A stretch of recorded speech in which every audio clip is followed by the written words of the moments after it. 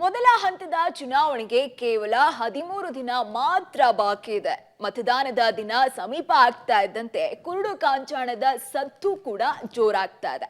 ಬೆಂಗಳೂರಿನಲ್ಲಿ ಚುನಾವಣಾಧಿಕಾರಿಗಳು ಭರ್ಜರಿ ಕಾರ್ಯಾಚರಣೆ ನಡೆಸಿ ಕೋಟಿ ಕೋಟಿ ಹಣವನ್ನ ಸೀಸ್ ಮಾಡಿದ್ದಾರೆ. ಈ ಬಗ್ಗೆ ಒಂದು ರಿಪೋರ್ಟ್ ಬರ್ತಾ ಇದೆ, ನೋಡ್ಕೊಂಡ್ ಬನ್ನಿ.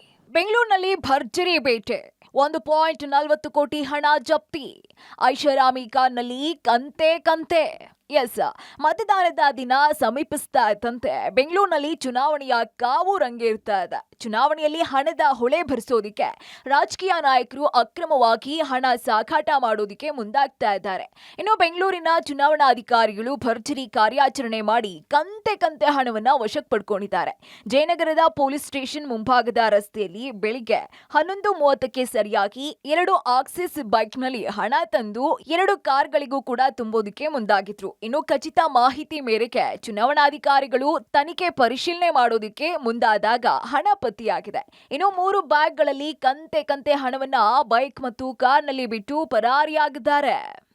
ಇನ್ನು ಅನಾಮಿಕ ವ್ಯಕ್ತಿಗಳು ಕಂತೆ ಹಣದ ಬ್ಯಾಗ್ ಬಿಟ್ಟು ಪರಾರಿಯಾಗ್ತಾ ಇದ್ದಂತೆ ಎಂಸಿಸಿ ನೋಡಲ್ ಅಧಿಕಾರಿ ಮನೀಶ್ ಮೌದ್ಗಿಲ್ ಮತ್ತು ನಿಖಿತಾ ಬೆನ್ಸ್ ಮತ್ತು ಪೋಲ್ಸ್ ವ್ಯಾಗನ್ ಕಾರಿನ ಗ್ಲಾಸ್ ಗಳನ್ನ ಬ್ರೇಕ್ ಮಾಡಿ ಕಾರ್ನಲ್ಲಿ ಇದ್ದಂತಹ ಕಂತೆ ಹಣವನ್ನ ಹೊರಗೆ ತೆಗೆದಿದ್ದಾರೆ. ಇನ್ನು 3 ಬ್ಯಾಗ್ ನಲ್ಲಿ ಇರುವಂತಹ ಕಂತೆ ಹಣವನ್ನ ಚುನಾವಣಾಧಿಕಾರಿಗಳು ಜಯನಗರದ ಪೊಲೀಸ್ ಸ್ಟೇಷನ್ಗೆ ಕೊಂಡೊಯ್ದು ಕೌಂಟಿಂಗ್ ಮಾಡಿದ್ದಾರೆ.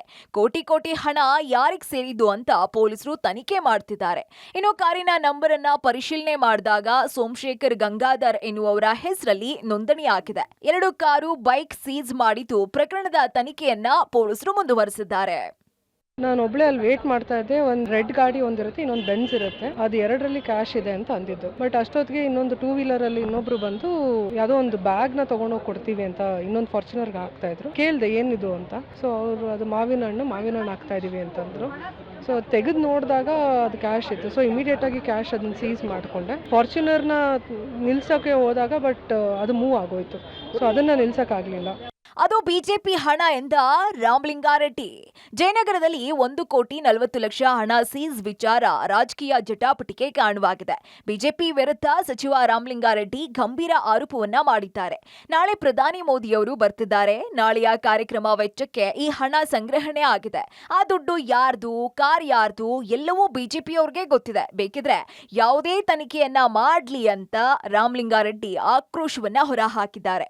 ಪ್ರಧಾನ ಮಂತ್ರಿಗಳು ಬರ್ತಾ ಇದ್ದಾರೆ. ಜನ ಸೇರ್ಸೋದಕ್ಕೆ ಅವರೇ ಯಾಕೆ ತಗೊಂಡು ಹೋಗ್ತಾ ಇರಬಾರ್ದು ಈ ಹಣನ?